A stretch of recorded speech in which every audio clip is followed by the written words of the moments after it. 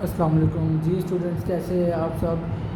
अभी हम स्टार्ट करेंगे क्वेश्चन नंबर 11 का B part.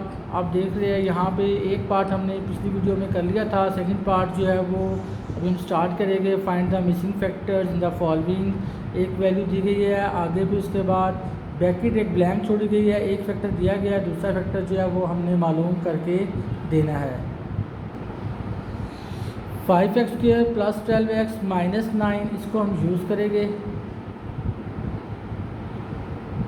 Mid term break के ज़रिए। लास्ट क्वेश्चन में भी मैंने तरीका बताया था, यहाँ पे देख ले 5 को पहले मल्टीप्लाई करेंगे 9 के साथ 45। अब आप ऐसा टेबल पढ़ेंगे जिसको मल्टीप्लाई करने पे 45 आ जाए, प्लस या माइनस करने के ऊपर उन वैल्यूज़ को 12 आ जाए। तो वैसे तो 45 पे बहुत सारे टेबल जाते हैं, हम 3 मल्टीप्लाई बाय 15 करते हैं। 3 15 जा 45 होता है। 15 में से 3 को अगर माइनस करेंगे तो 12 आएगा। Plus 15x minus 3x minus 9। यहाँ पे आपने ये साइन ऐसा डालना है, एक तो ये माइनस हो रहे हो, प्लस माइनस माइनस होता है, और दूसरा वापसी का साइन जो है वो बड़ी वैल्यू के साथ वो साइन डालना है जो हमें वापसी पे चाहिए। तो लिहाजा यहाँ पे प्लस चलेगा और यहाँ पे माइनस। उसके बाद इन दोनों में से आप 5 कॉमन ले ले और साथ में x भी कॉमन ले ले। यहाँ x की 2 वैल्यू है, यहाँ पे 1 वैल्यू है।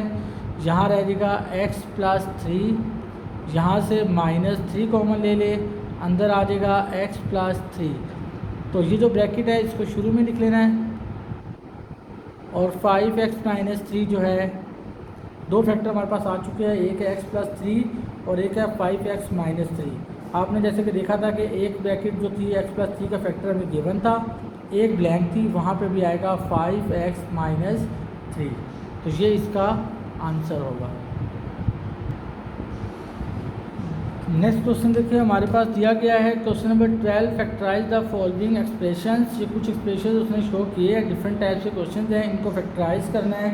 यहाँ पे देखिए अभी फर्स्ट क्वेश्चन दिया गया है x4 प्लस 4m4।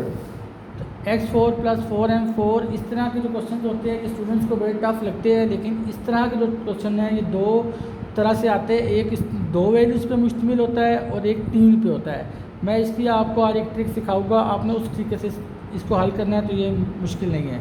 आपने पहले ये जो 2 वैल्यूज़ गिवन है इनका स्क्वायर क्लोज कर देना है। ये x4 है, आपने लिखना है x² का स्क्वायर। ये 4m4 है, आपने लिखना है 2m² का स्क्वायर। उसके बाद आपने ये जो 2 वैल्यूज़ डाली है इनको आपने प्लस और माइनस में 2ab में ऐड कर देना है साथ में, और माइनस कर देना है। ये देखिए x² प्लस 2m² और सेम इसी वैल्यू को x² 2m² माइनस के साथ लिख देना है। क्योंकि यहाँ पे कोई बंदा चैलेंज करेगा तो हम इसको कट करके वापस चले जाएंगे, लिहाजा हमने वापस तो नहीं जाना। अब हमारा ये फार्मूला जो है यहाँ पे तरतीब हो गया है, इसको हम क्लोज कर लेंगे। x² ये वाला साइन डालेंगे, प्लस दूसरी वैल्यू b² वाली जो 2m² है, और इनका होल स्क्वायर बंद करेंगे, और जो ये वाली वैल्यू है इसको मल्टीप्लाई करवा लें। 2 2 ज़ार 4, तो ये हो जाएगा 4x² और m²। यहाँ पे आप लिखेंगे x², सेम इसी वैल्यू को नीचे उतारेंगे। यहाँ पे आप देखें इसको आप स्क्वायर क्लोज कर ले, 2xm का होल स्क्वायर।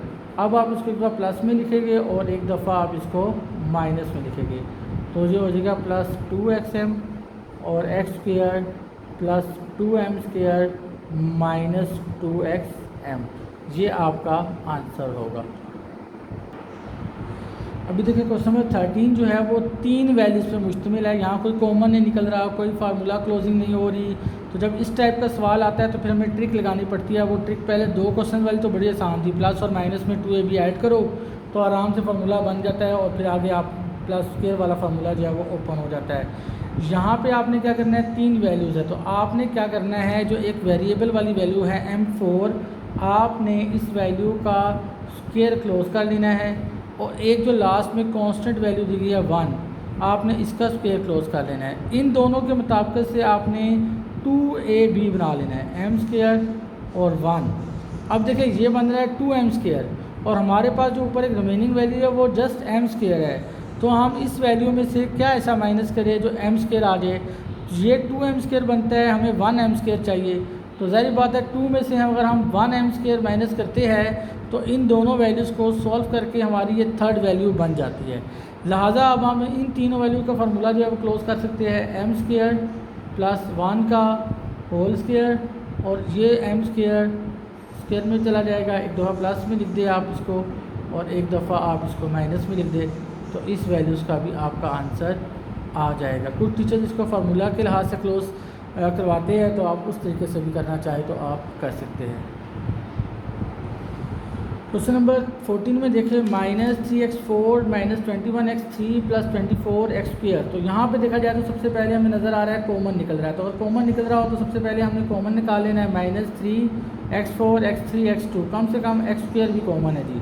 तो पीछे हमारे पास यहाँ वैल्यू रह गई है x² माइनस माइनस प्लस होता है 3 7 21, x3 में से x² कॉमन है, x रह गया हमारे पास।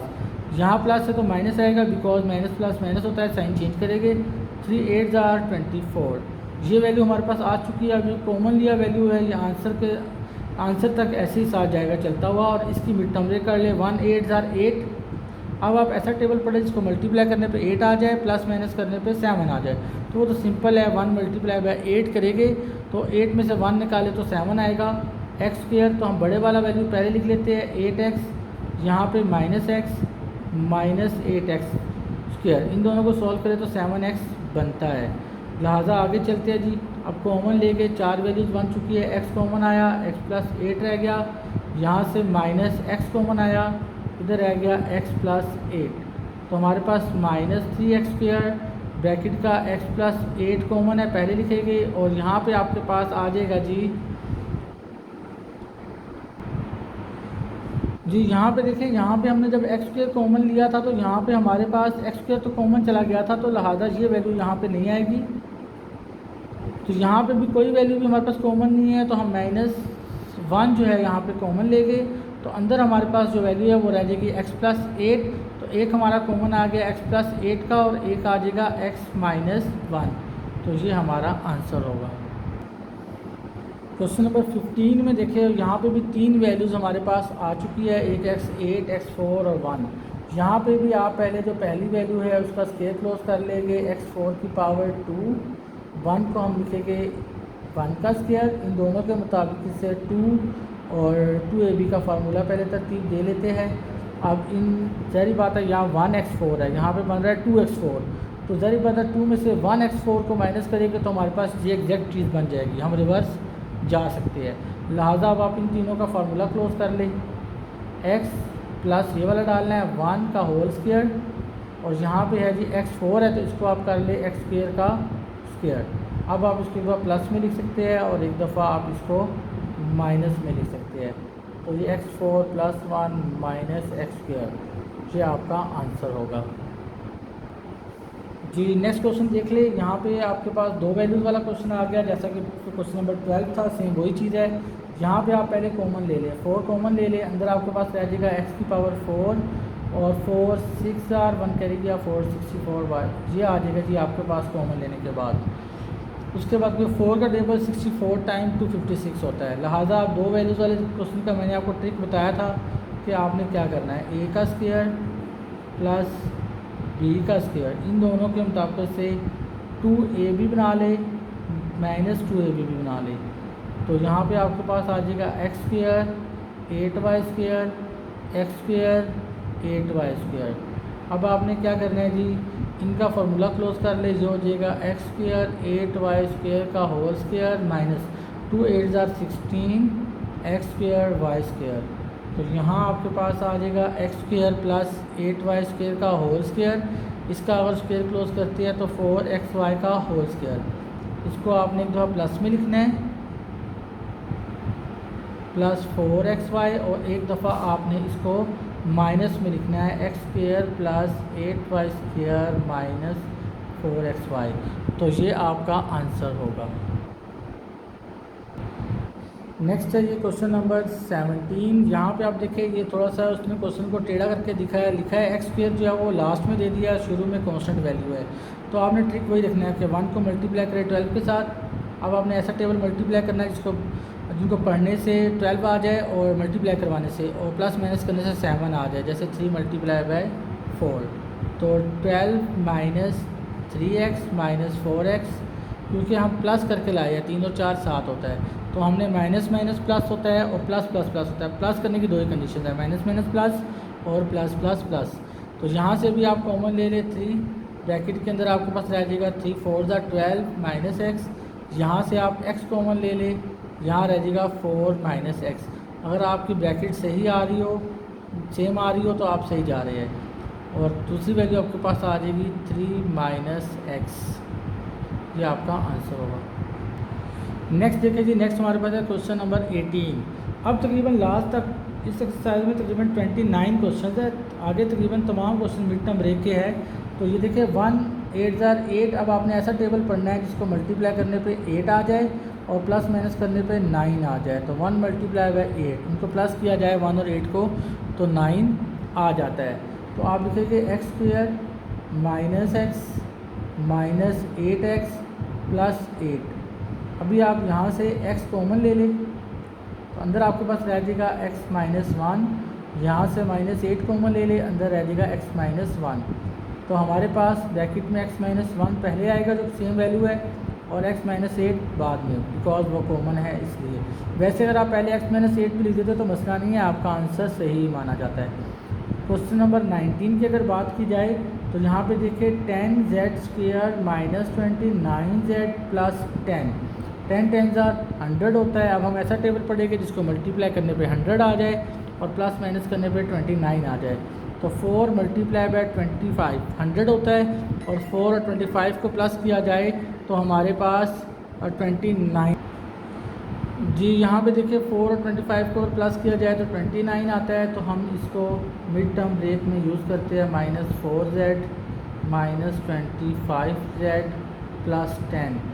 तो यहाँ पे आपने इन दोनों वैल्यूज़ में से 2z जो है ये कॉमन ले लेना है।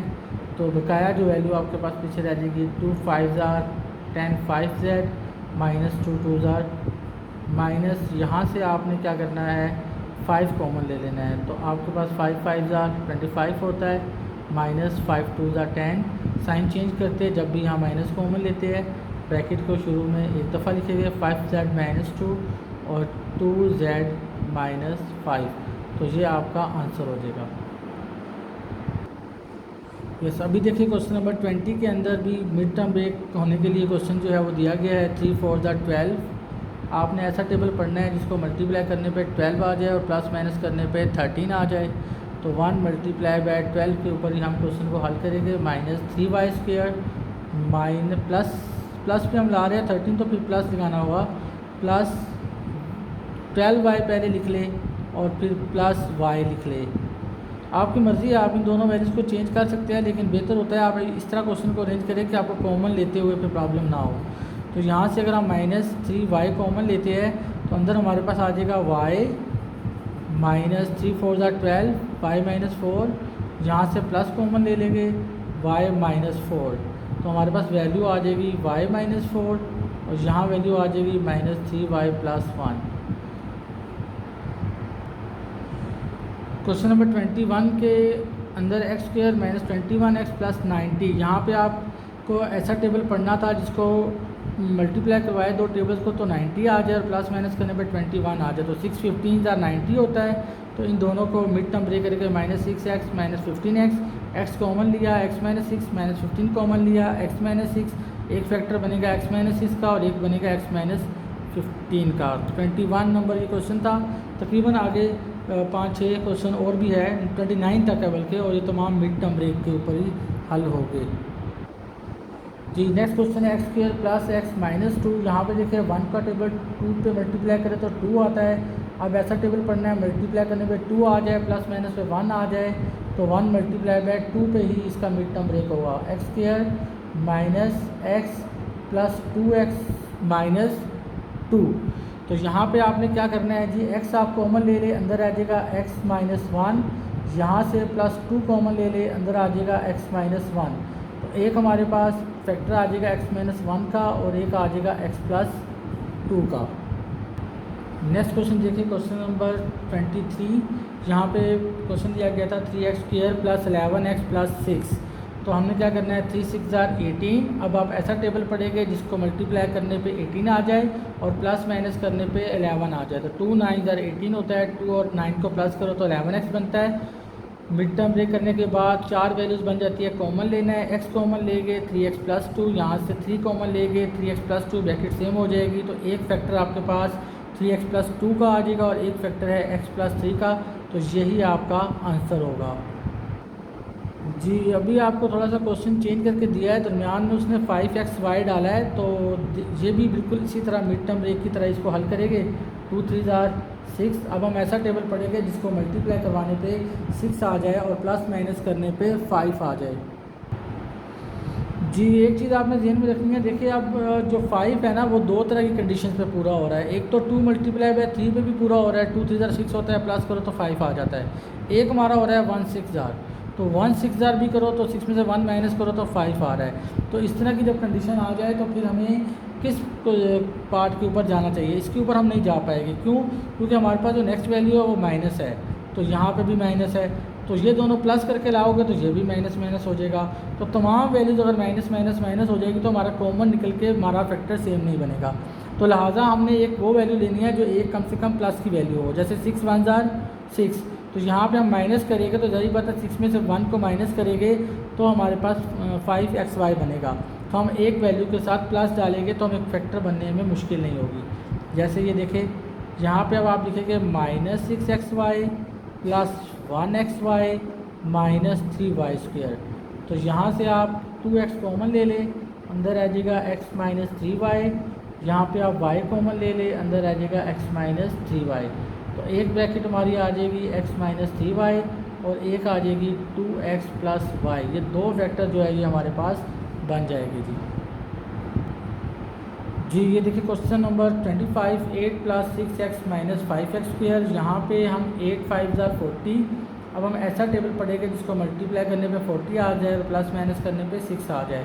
तो 4 10 40 होता है, 10 में से 4 माइनस करें तो 6। तो 6 को जब मिड टर्म ले करेंगे 10 और 4 को यूज़ करेंगे, प्लस बड़े वाली वैल्यू के साथ वो साइन डालना है जो वापसी के लिए चाहिए। तो हम यहाँ 10 डालेंगे, फिर इन दोनों में से कॉमन लिया 2 2 4 8 2 5 10।